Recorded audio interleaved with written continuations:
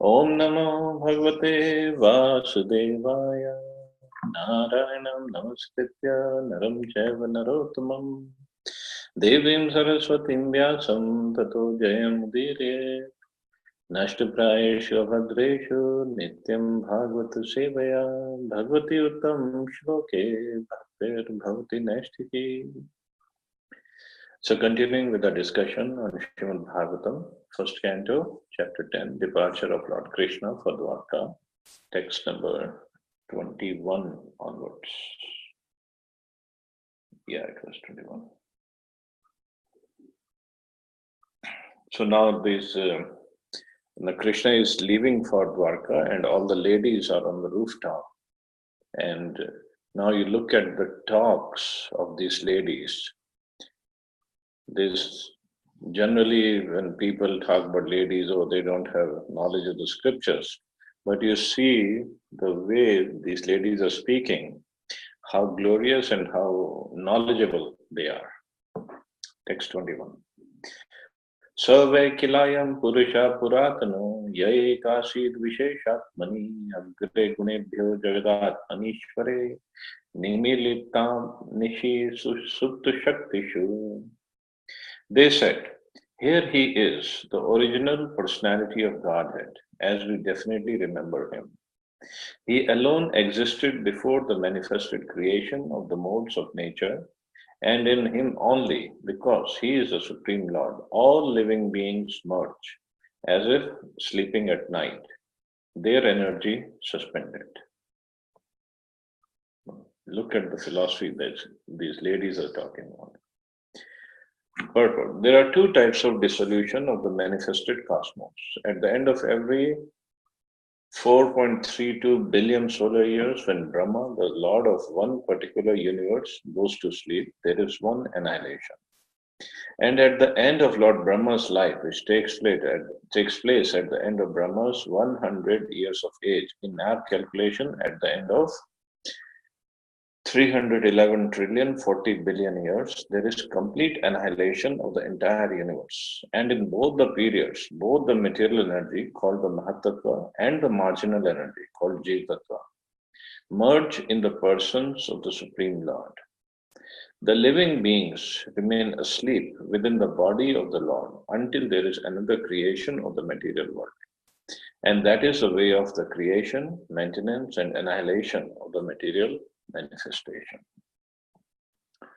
So, and the ladies, they knew all about it, about the creation and the dissolution. And so Prabhupada is talking about there are two annihilations. One happens at the end of the day of Brahmaji, and other happens at the time of when Brahmaji's life is over. So material creation is affected by the interaction of the three modes of material nature set in action by the Lord. And therefore it is said here that the Lord existed before the modes of material nature were set in motion. So modes of material nature set in motion at the time of creation, and that's how the creation of the material universes that take place. So whoever existed before this, so that is Krishna, they are saying, who existed before the modes of material nature, three modes, goodness, passion, and ignorance, they come into action. In the Shruti mantra, it is said that only Vishnu, the Supreme Lord, existed before the creation, and there was no Brahma, Shiva, or other demigods. Vishnu means the Mahavishnu who is lying on the causal ocean, Karana Daksha Vishnu or Mahavishnu. By his breathing only, all the universes are generated in seeds and gradually develop into gigantic forms with innumerable planets within each and every universe. So once somebody asked me this question, so all the universes, when they go inside the body of Mahavishnu at the time of annihilation, complete annihilation, so exactly what happens then? Because actually I had made a point that Mahavishnu or Krishna, they don't come in contact with the material energy. Because at the time of creation also, when Mahavishnu um, has to send all the Jivatmas into the universe, so he only glances at the universe, and the glance, the personification of that glance, of the looking over at the universe, is Sadashiv. So Sadashiv only brings all the living entities from the body of Mahavishnu into the material universes. So his point was, one Prabhuji asked me this question, his point was, so Mahavishnu doesn't come in the contact with the material energy. So what happens at the time of dissolution? That means all the material universes, they are going inside the body of Mahavishnu. And you said Mahavishnu doesn't come in contact with material energy. So how does it work? So actually now we have to look at it from dissolution point of view. So what happens at the time of full annihilation? So it is explained in, I think it's in the third canto of Bhagavatam, or either third or fifth canto, I don't remember. When the time of full annihilation is there, then first there is rain, lots and lots of rain in the whole universe. And the rain, it is said, it is like every drop of the rain is like a pillar. It's that huge drops, and those drops fall on the whole universe, all the planets. So all the planets, they submerge underwater, and then there is sunshine, and then the rain stops, and the sun comes out, and then there is scorching heat, so much heat that everything is vaporized. So because of this heat, the earth, now the difference between solid and liquid, even in the chemistry class that we have studied, solid and liquid, the difference is the bond between the two molecules. It is very strong in solid and little less strong in liquid. So the bond starts breaking from earth, it becomes liquid. And from liquid, the bond again starts breaking, it becomes gas, plasma state, and then the gas state. And then so earth becomes water, water becomes fire, fire becomes air, air becomes ether, because the bond or the energy is breaking. And from ether, then again it becomes subtle, subtle, subtle, mind, intelligence, false ego. So ultimately it was concluded that it's all the game of energy, nothing else. Whatever we see is basically the transformation of energy. And that energy basically then enters into the body of Mahavishnu in the form of Mahatattva. Or Mahatattva, we can say, actually, Mahatattva is also not inside the body, it's outside, just at the corner of the Brahmjyoti.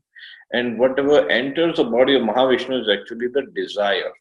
So desire is not material. So desire of creation enters, and when he wants the desire, all the universes, they appear again. Whenever he desires.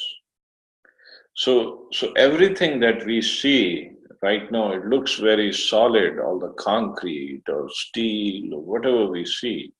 Basically, it's what? It's because of energy, strong energy between the two molecules.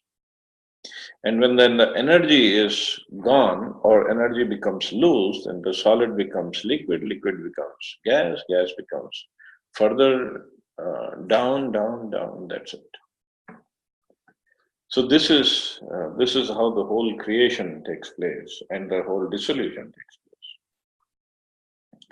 So Prabhupada further writes, thus Govinda or Lord Krishna. So in Brahma Samhita it is mentioned that this Mahavishnu, actually he is the plenary portion of the portion of Krishna.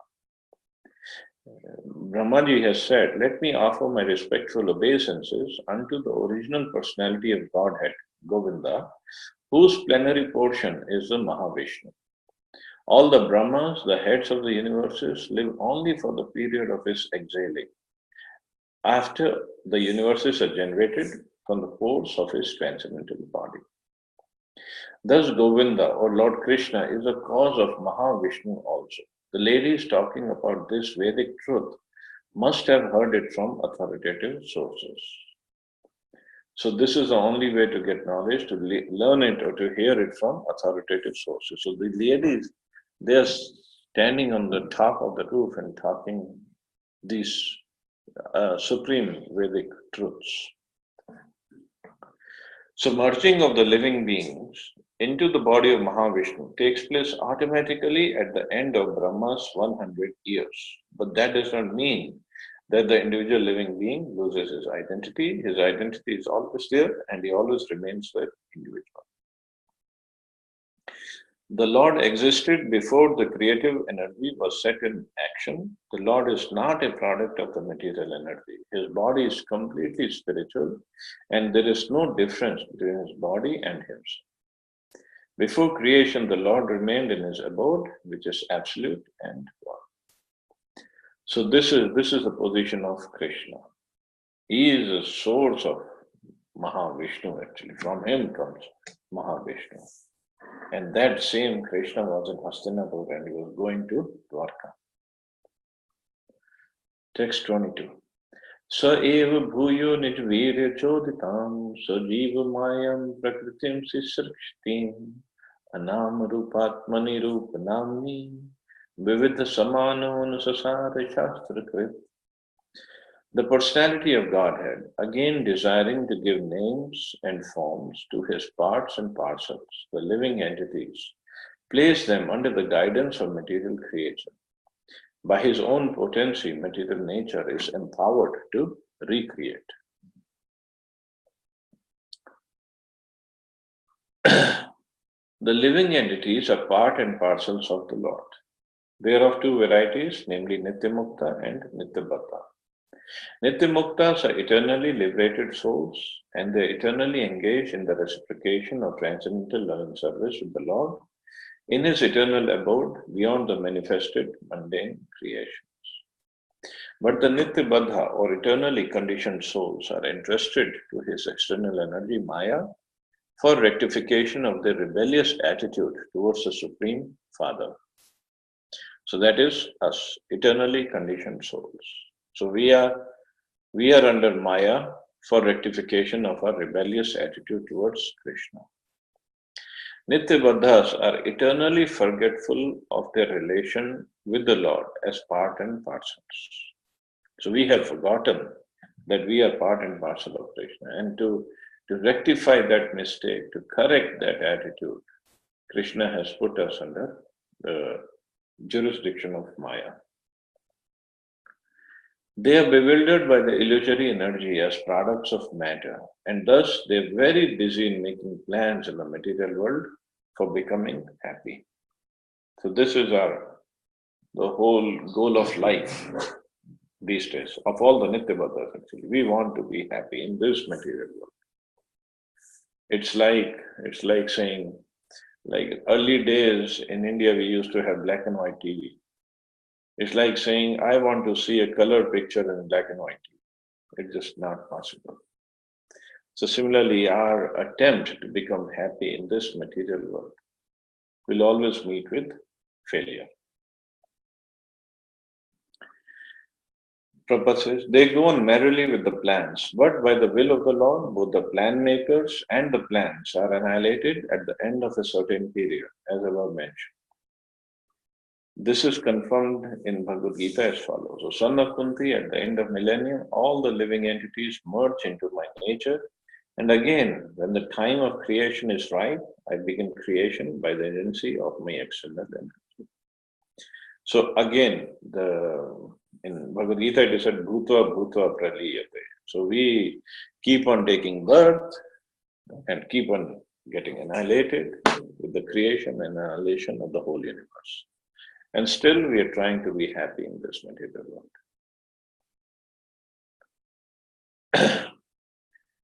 Actually, the spiritual spark living entities have no material names or forms, but in order to fulfill the desire to lord it over the material energy or material forms and names, they are given a chance for such false enjoyment, and at the same time, they are given a chance to understand the real position through the revealed scriptures. So we are given both the chances, whether we want to enjoy or trying to enjoy this material world, or whether we try to understand the real position through the revealed scriptures.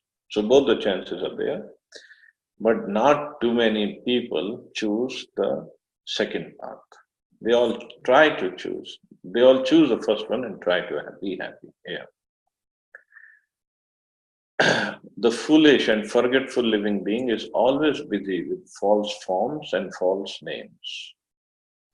Modern nationalism is a culmination of such false names and false forms. Men are mad after false name and form. False. Why is it called false? Because this body, we give an identity to this body, a title to this body, which is temporary, which is not going to be there for too long, and we think this is all in all. The scriptures, however, supply the clue for understanding the real position, but men are reluctant to take lessons from the scriptures created by the Lord for different places and time. For example, the Bhagavad Gita is a guiding principle for every human being, but by the spell of material energy, they do not take care to carry out the programs of life in terms of the Bhagavad Gita and Srimad Bhagavatam. And so this is the sad part of this day and life, and that's why we remain in the clutches of Maya for repetition of birth and death, and still we try to be happy in this material world. And this is spoken by all the ladies on the rooftop. Sava ayam yad padamatra surya jitendriya nirjit matarishvinaha pashyanti bhakti ut kalita malatmana nanve sattvam parimashtam arhati.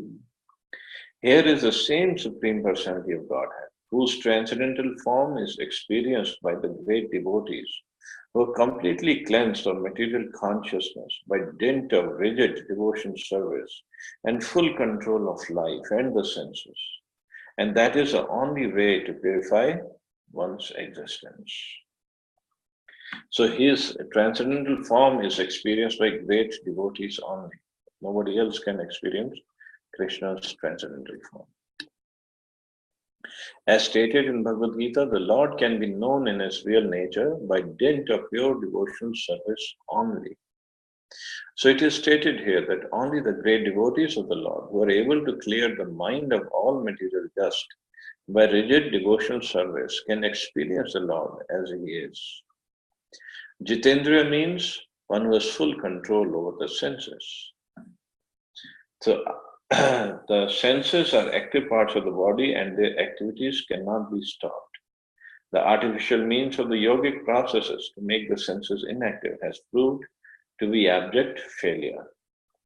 So senses, when they are engaged in service of Krishna, then and then only they can be controlled. Otherwise they cannot be. Devotional service necessitates purifying the senses or engaging them in the activities of devotional service. Devotional service is not inaction. Anything done in the service of the Lord becomes at once purified of its material nature. So this is what devotional service does. It purifies our senses, it purifies the propensity of the senses. And then in that purified state, one can conceive of Krishna.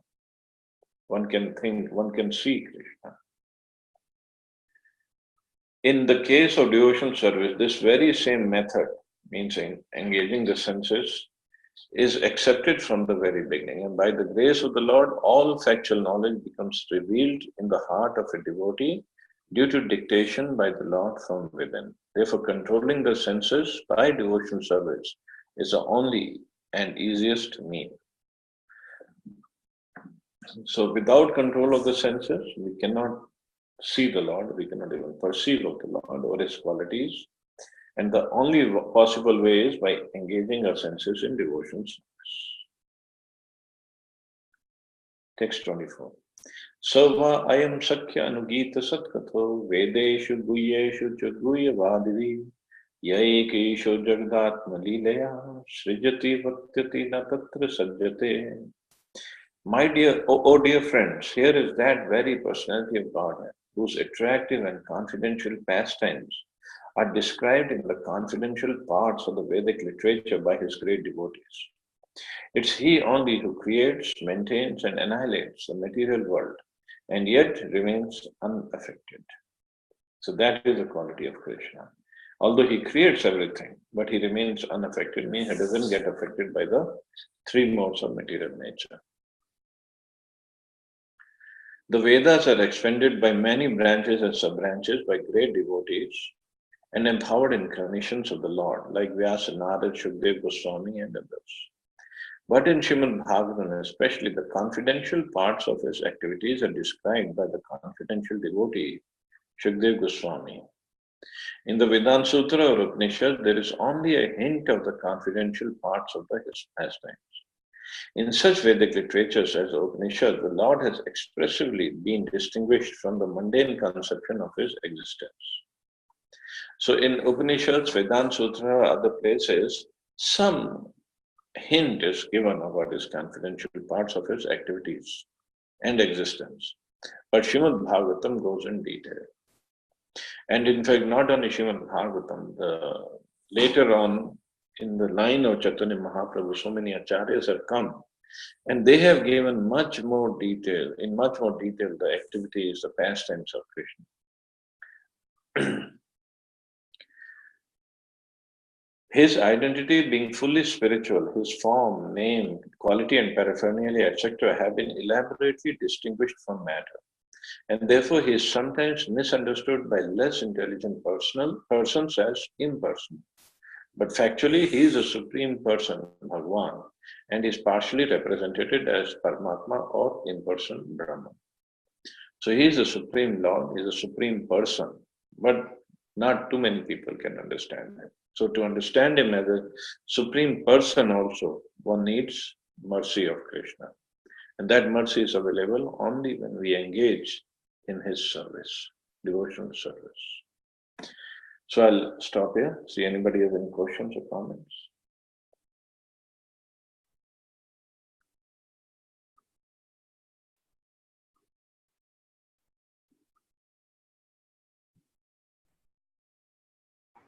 Hare Krishna Prabhuji. Hare Krishna. Prabhuji, such wonderful realization of the ladies of that time. So were they also kind of the way, in fact, the boys used to attend Gurukul under the guidance of a spiritual master? So for women folk as well, was there any such arrangement at home for them to spiritually advance? Yeah, like Prabhupada did say, no, they must have heard it from authoritative sources. So like Narad Muni used to visit all these places, so the ladies must have heard from Narad Muni or other sages who would come to the palace. Just like when we hear about the pastime of Rukmani Devi. So Rukmani Devi heard about Krishna from Narad Muni in her palace along with other girls, and then just hearing about Krishna. Of course, Rukmaniji is eternal consort of Krishna, but in this pastime, so just by hearing from Narad Muni about Krishna, she became so much attached to Krishna, so much attracted to Krishna that she took a vow that she will only marry Krishna. So yes, all the sages used to visit the palace and the ladies would hear from them. Thank you, Prabhuji. Thank you. Prabhu.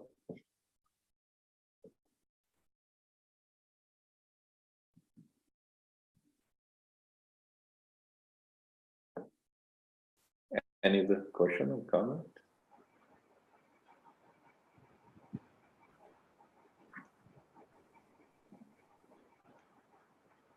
So I guess we can stop here. Hare Hare Krishna, Prabhuji. Thank you, Prabhuji. Hare Yes. Krishna. Hare Krishna. Thank you. Thank Hare you, Krishna, everybody. Prabhuji. Thank you. Hare Krishna. Thank Jai you, Shri Prabhuji. Thank you Prabhupada. so much. Hare Krishna, Prabhuji. Thank you, Prabhuji.